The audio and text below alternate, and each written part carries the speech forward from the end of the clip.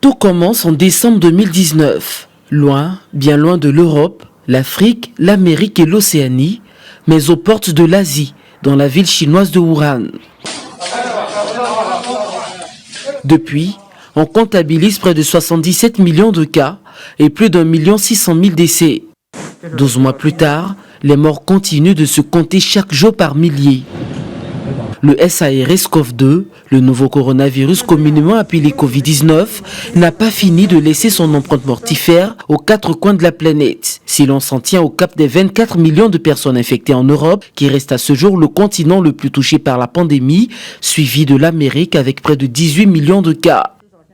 Un bilan effroyable que la science tente de combattre.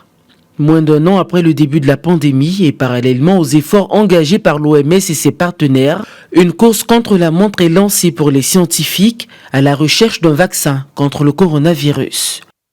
Plus de 169 candidats sont en lice, dont les Américains Moderna et Pfizer et le russe Sputnik V. Et depuis décembre, plusieurs pays ont fait leur choix. Le 2 décembre dernier, le Royaume-Uni donne le coup d'envoi avec le candidat vaccin Pfizer-BioNTech qui est également sollicité par les États-Unis et plus récemment l'Union européenne. Mais si la mise en circulation de ces remèdes ambitionne de sonner le gong pour la fin du calvaire, un espoir est toujours de mise, celui de l'efficacité du vaccin face à la mutation du virus.